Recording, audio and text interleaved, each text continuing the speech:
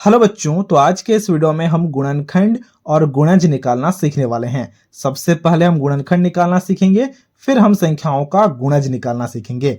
उसके लिए यहाँ पर हमारे पास में काफ़ी सारे सवाल भी दिए गए हैं, आप देख पा रहे हो। तो वीडियो बहुत ही मज़ेदार वीडियो होने वाला है बच्चों, इसीलिए इस वीडियो को एक लाइक ज़रूर कर देना।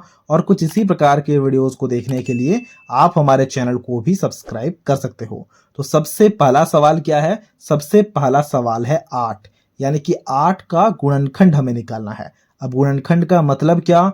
गुणनखंड का मतलब कुछ ऐसी संख्याएं जो पूरी तरह से 8 को भाग कर रहा हो, हमें उन सारे संख्याओं को निकालना है और उन्हीं सारे संख्याओं को हम गुणनखंड भी बोलते हैं। तो सबसे पहले सवाल को लिखते हैं। सवाल है यहाँ पर हमारे पास में 8, इसके गुणनखंड को हमें निकालना है। ठीक है, अभी अभी हमने कहा कि गुणनखंड का मतलब ऐसी संख्याएं जो 8 को पूरी तरह से भाग कर रहा हो। अब हमें 1 से लेकर उन सारी संख्याओं को खोजना है। अब सबसे पहले बताओ, क्या 1 8 को भाग कर रहा है? बिल्कुल भाग कर रहा है, क्योंकि हमें पता है 1 अट्ठे 8 होता है। ठीक है, अब बताओ क्या 2 8 को भाग कर रहा है? बिल्कुल भाग कर रहा है, क्योंकि 2 चौके 8 होता है। अब बताओ क्या 3 8 को भाग कर रहा है? बिल्कुल भाग नहीं कर रहा है, क्योंकि अगर हम 3 से 8 को भाग करेंगे तो भाग पूरा कंप्लीट नहीं होगा। देखो भाग करके देख लो, अगर हमने 3 से 8 को भाग किया तो हमारे पास में क्या आएगा बताओ? 3 दूनी 6। ठीक है, आपने घटाव किया तो यहाँ पर शेषफल में 2 बच गया। क्या शेषफल में शून्य बचा है? शेषफल में शून्य नहीं बचा है। शून्य नहीं बचा है मतलब पूरी तरह से भाग नहीं हुआ, यानी कि 3 हमारा गुणनखंड नहीं बन सकता है 8 का। अब बताओ क्या 4 गुणनखंड बन सकता है? बिल्कुल बन सकता है, क्योंकि 4 दूनी 8 होता है। 5 बन सकता है क्या? 5 भी नहीं बन सकता है, 6 भी नहीं बन सकता है, 7 भी नहीं बन सकता है। अब सिर्फ और सिर्फ खुद 8 ही बन सकता है, बाकी इसका गुणनखंड। बात समझ पा रहे हो? जैसे ही यहां पर 8 ही आ गया, यानी कि जिस संख्या का गुणनखंड निकालना है वही आ गया, तो हमें रुक जाना है। तो इतनी संख्याएं हैं जो 8 की गुणनखंड बन सकती हैं, तो हम यहां पर लिखेंगे इसीलिए गुणनखंड, मतलब किसका गुणनखंड? 8 का गुणनखंड। तो हम लिखेंगे गुणनखंड बराबर, इसका गुणनखंड क्या हो गया? इसका गुणनखंड हो गया 1, 2, 4, 8। ये हो गया 8 का गुणनखंड, ये हो गया हमारा आंसर। अब देखो, कभी कभी सवाल में आपसे अभाज्य गुणनखंड निकालने के लिए कहा जाएगा। अभाज्य गुणनखंड और गुणनखंड दोनों अलग अलग बातें हैं। अभाज्य गुणनखंड को आप इस तरह से नहीं निकाल सकते। कैसे निकाल सकते हो, उसके लिए हमने एक वीडियो ऑलरेडी बना रखा है, आप वीडियो को जाके देख सकते हो, लिंक आपको डिस्क्रिप्शन बॉक्स में मिल रहा होगा। ठीक है, अब देखो दूसरा सवाल क्या है। दूसरा सवाल है यहाँ पर 24, तो हम यहाँ पर 24 लिखते हैं। सवाल नंबर 2 में हमने लिखा यहाँ पर 24। अब बताओ 24 को कौन कौन भाग करेगा? एक बात हमेशा याद रखना, एक एक ऐसा संख्या है जो सारी संख्याओं को भाग करेगा, तो चुपचाप हम यहाँ पर 1 लिख देंगे।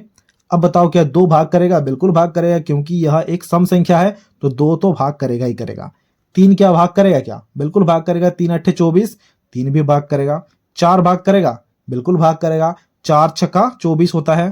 5 भाग करेगा कैसे? 5 भाग नहीं करेगा इसे, क्योंकि 5 पंचे 25 होता है, लेकिन 24 कभी नहीं आता 5 के पहाड़े में। ठीक है, 6 भाग करेगा? बिल्कुल भाग करेगा, 6 चौके 24, तो हमने 6 लिखा। अब बताओ 7 भाग करेगा? 7 कभी नहीं भाग करेगा, क्योंकि 7 या 21, फिर 7 चौके 28 होता है, 24 तो आता ही नहीं है। 8 भाग करेगा? 8 बिल्कुल भाग करेगा, 8 या 24, तो हम यहाँ पर 8 लिखेंगे। क्या 9 भाग करेगा? 9 भी नहीं भाग करेगा, 10 भी नहीं भाग करेगा, 11 भी नहीं भाग करेगा। लेकिन क्या 12 भाग करेगा? बिल्कुल भाग करेगा, क्योंकि 12 दूनी 24 आता है, तो हमने यहाँ पर 12 लिखना है। आप चेक करके देख सकते हो, 12 के बाद और कोई भी संख्या नहीं होगा जो 24 को भाग करेगा, सिर्फ और सिर्फ 24 ही होगा जो अपने आप को भाग करेगा। अब आप बोलोगे ये आपने डायरेक्ट कैसे बता दिया कि 12 के बाद में कोई एक ऐसा संख्या नहीं होगा? देखो 24 का आधा क्या होता है? 24 का आधा 12 होता है, तो हमने 12 को लिख दिया। जैसे इसका आधा पहुंच गया ना, उसके बाद डायरेक्ट हमें 24 को ही लिखना है। जैसे यहाँ पर देखो 8 का आधा क्या होता है? 8 का आधा 4 होता है। जैसे 4 पहुंच गया, फिर हमने डायरेक्ट 8 को लिखा इसका गुणनखंड। लेकिन अगर कहीं पर विषम संख्या आ जाए, जैसे कि 27 आ जाए, फिर आप क्या कर सकते हो? फिर आधा वाला सीन नहीं चलेगा, फिर आपको अच्छे से निकालना पड़ेगा चीजों को। ठीक है, तो हम यहाँ पर लिखेंगे गुणनखंड। गुणनखंड क्या हो गया? वो सारी संख्याएं जो मैंने यहाँ पर लिखी हैं, उन सारे संख्याओं को अब हमें अच्छे से लिखना है। तो हमने लिखा गुणनखंड बराबर, गुणनखंड बराबर क्या क्या हो गई? एक हो गया 1, 2, 3, 4, 5 तो नहीं हुआ, 6, 8, 12 और 24। ये हो गया 24 का गुणनखंड। इसी प्रकार से हम 16 का गुणनखंड निकालेंगे, क्योंकि देखो 16 हमारा क्वेश्चन नंबर 3 में है, यानी कि सवाल नंबर 3 में है।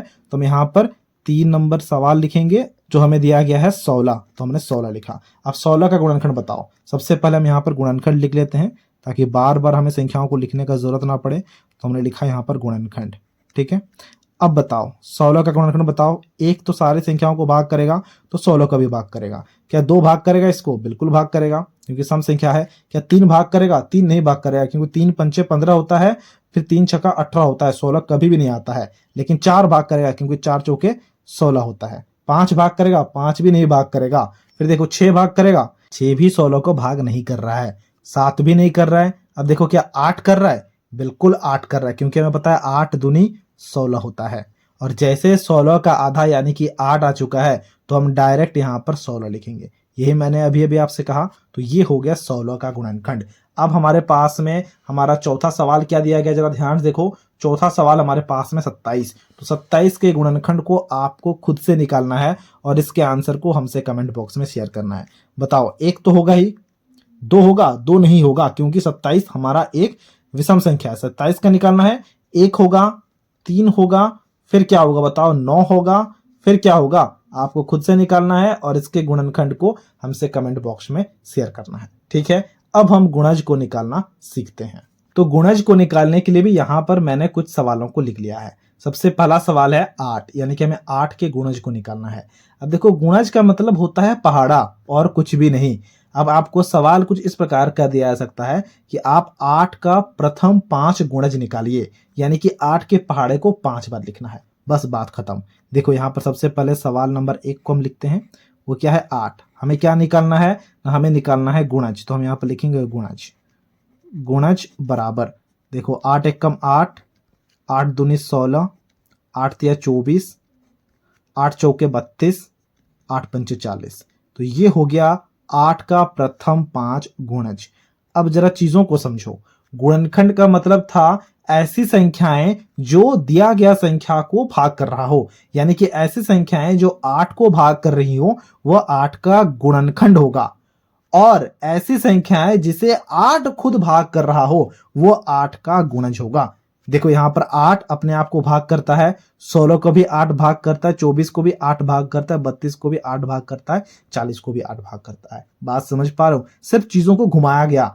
देखो गुणनखंड का मतलब मैं फिर से बताता हूं, ऐसी संख्याएं जो 8 को भाग कर रही थी, वो 8 की गुणनखंड कहलाती थी। और ऐसी संख्याएं जिन्हें 8 भाग कर रहे हैं, उन्हें हम कहेंगे 8 का गुणज। बात समझ पा रहे हो? इसी प्रकार से अगर हमें 5 का गुणज को निकालने को कहा जाए, तो क्या हम निकाल सकते हैं? काफी अच्छे से निकाल सकते हैं। सिर्फ और सिर्फ 5 का पहाड़ा हमें लिखना है। जितनी बार गुणज निकालने को कहा जाए, उतना बार पहाड़ा बोलना है। अगर हमसे कहा जाए 5 की प्रथम 6 गुणज निकालिए, तो हम 6 बार पहाड़ा को बोलेंगे। 5 एकम 5, 5 दूनी 10, 5 तिया 15, 5 चौके 20, 5 पंचे 25, 5 छक्का 30। बस ये हो गया हमारा 5 का प्रथम 6 गुणज।